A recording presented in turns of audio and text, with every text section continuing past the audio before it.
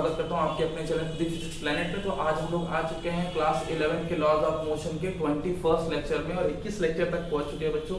हम लोग टॉपिक के साथ साथ एग्जांपल्स को भी डील करते हैं, इस बात का ध्यान रखिए क्योंकि टॉपिक के साथ एग्जाम्पल बहुत जरूरी है, तभी ये चीजें ज्यादा अच्छे से क्लियर होंगी, क्योंकि physics is all about concepts and its application. ध्यान दीजिएगा। आगे बात करते हैं आज कल के टॉपिक से रिलेटेड एक एग्जाम्पल की, और यहाँ पर ये एग्जाम्पल है एक पथ की पटरियां 1 मीटर के अंतर पर है, मतलब दो ट्रैक्स हैं एक दूसरे से 1 मीटर के डिस्टेंस पर है। 400 मीटर त्रिज्या वाले मोड़ पर बाहर वाली पटरी से कितना उठाकर बनाया जाए, क्योंकि थोड़ा ऊपर नीचे होती है, याद है, उठाकर बनाया जाए कि वह 20 मीटर पर सेकंड की चाल से चलने वाली रेलगाड़ी पटरियों पर बिना घर्षण सुरक्षित निकल जाए। बात समझिएगा। इसको हम लोग देखिए कैसे डील करते हैं।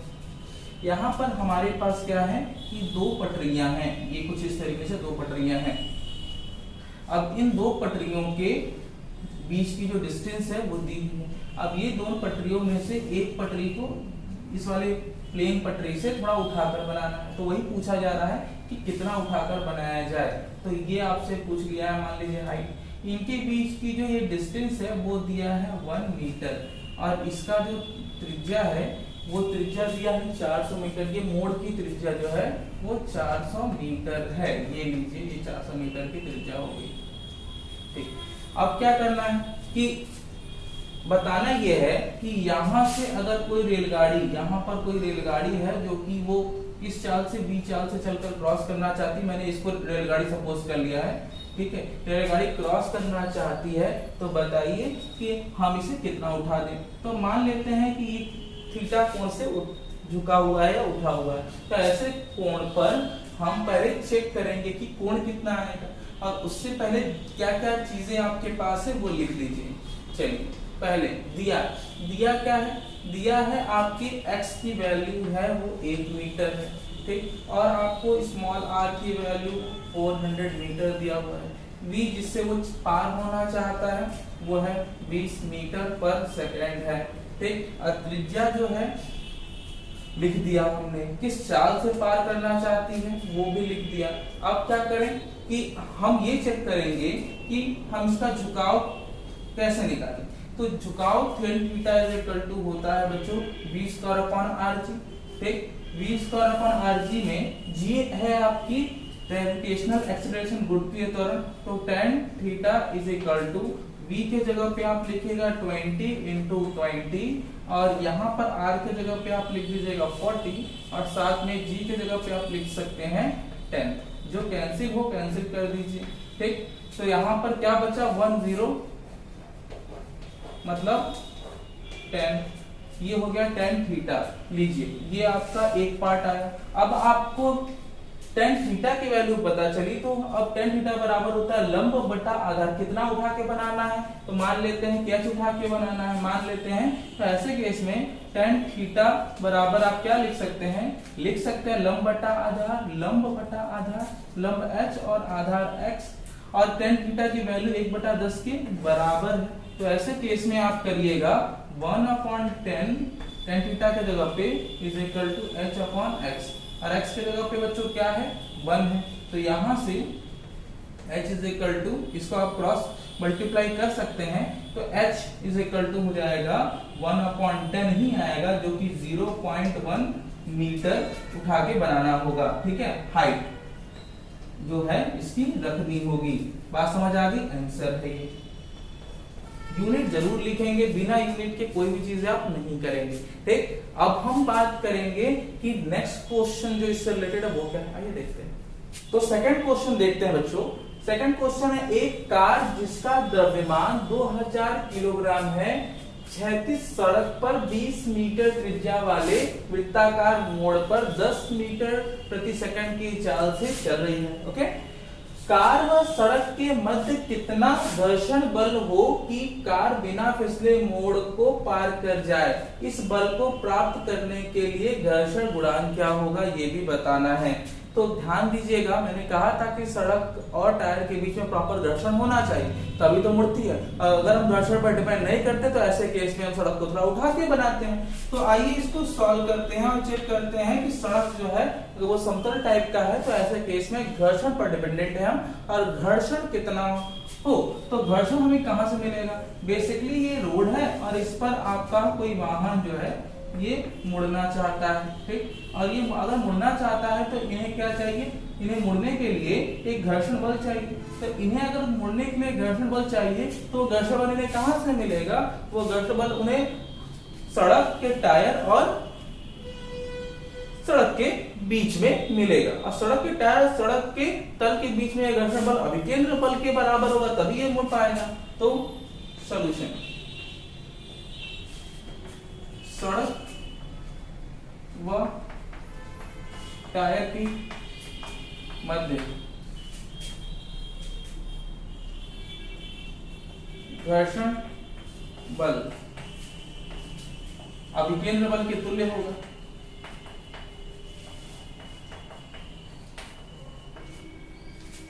तुल्य होगा मतलब समान होगा। ऐसे केस में आप क्या करेंगे? आप लिखेंगे F is equal to M V square upon R.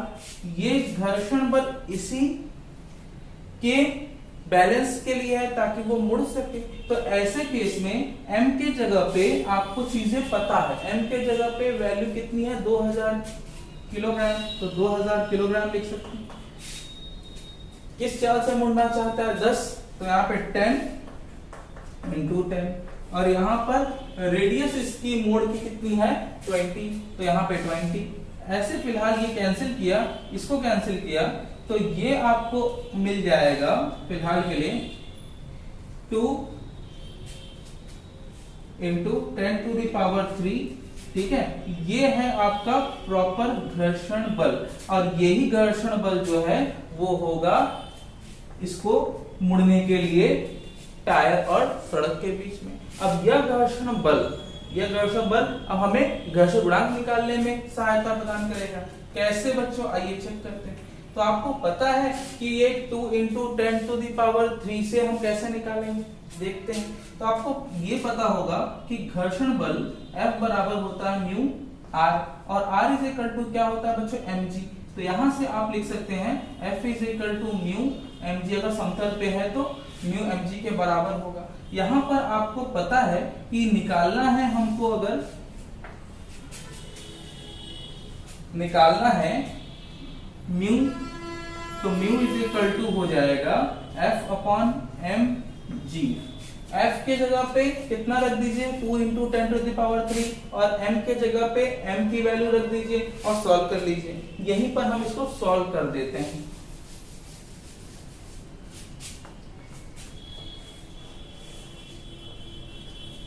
ये हो जाएगा आपका mu is equal to F के जगह पे 2 इंटू 10⁻³ और म्यू के जगह पे बच्चों क्या लिख दीजिएगा?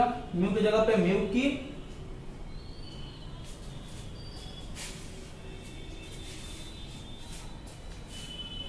यहाँ म्यू इज इक्वल टू हो जाएगा F 2 इंटू 10⁻³, m के जगह पे वैल्यू 5 2 इंटू 10⁻³, और यहाँ पर आप लिख सकते हैं g की वैल्यू 10। ये तो कैंसिल हुआ, ये भी कैंसिल हुआ। म्यू की वैल्यू 1/10, और या फिर आप इसको लिख सकते हैं 0.1, जो कि घर्षण गुणांक होगा। बात समझ आ गई? तो अब हम बात करेंगे, तो बच्चों थर्ड एग्जांपल देखने की कोशिश करेंगे हम लोग। 18 किलोमीटर प्रति घंटे की चाल से समतल सड़क पर गतिमान कोई साइकिल सवार बिना चाल को कम किए 3 मीटर त्रिज्या का तीव्र मोड़ लेता है। टायर व सड़क के बीच घर्षण गुणांक अगर दिया हुआ है 0.1, तो क्या साइकिल सवार मोड़ पर फिसल कर गिरेगा, ये बताना है आपको। तो क्लियर करते हैं। तो बच्चों यहाँ पर एक बात का ध्यान रखने वाली बात यह है कि जो v की वैल्यू है यहाँ पर वो 18 किलोमीटर प्रति आवर दिया हुआ है। इसको मीटर प्रति सेकंड में चेंज करेंगे। कैसे चेंज करेंगे? तो चेंज करने के लिए 5/18 से क्या कर दीजिए? मल्टीप्लाई करिए, कैंसिल इसको, तो 5 मीटर पर सेकंड आ जाएगा। ये बात क्लियर हो गई। मास जो है नहीं दिया है तो कोई इश्यू नहीं है, कोई दिक्कत नहीं है।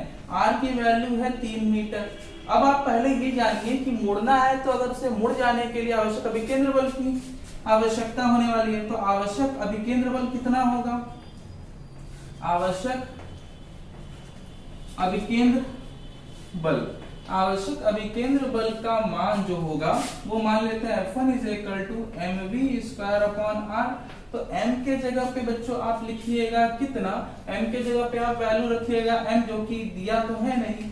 v के जगह पे आप 5 का स्क्वायर रख दीजिए और r के जगह पे मोड़ कितना है? 3 मीटर का मोड़ है। तो ये फाइनली बच्चों आपका आ जाएगा F1 = 25/3m, ठीक, न्यूटन में आएगा।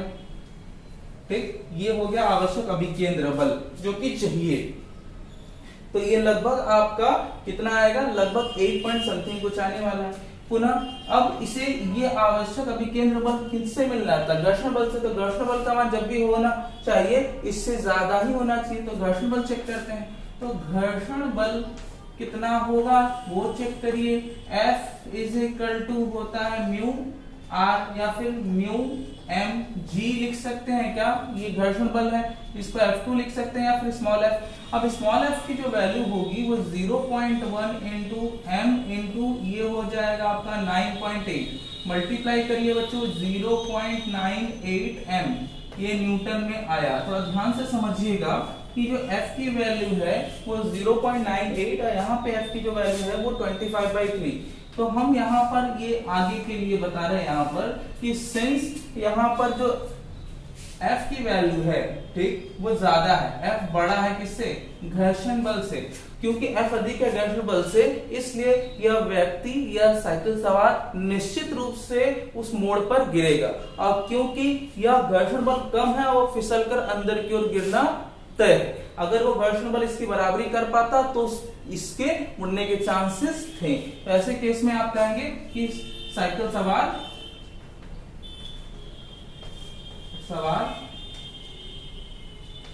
मोड़ पर फिसलेगा। ये बच्चों एनसीईआरटी का एग्जाम्पल था, ध्यान दीजिएगा। एनसीईआरटी के क्वेश्चन भी आपको जरूर करते रहने हैं, उसको छोड़ना नहीं है। और ये जितने एग्जाम्पल है मैंने आपको बता देना है कि आगे हम कोई और एग्जाम्पल नहीं करेंगे। ये जितने भी एग्जाम्पल आपकी फेयर कॉपी में होने चाहिए इसी के साथ प्रैक्टिस करेंगे। आगे हम लोग नेक्स्ट लेक्चर में बात करेंगे ऊर्ध्वाधर वृत्त में गति। तब तक के लिए अपना ख्याल रखिए। जय हिंद।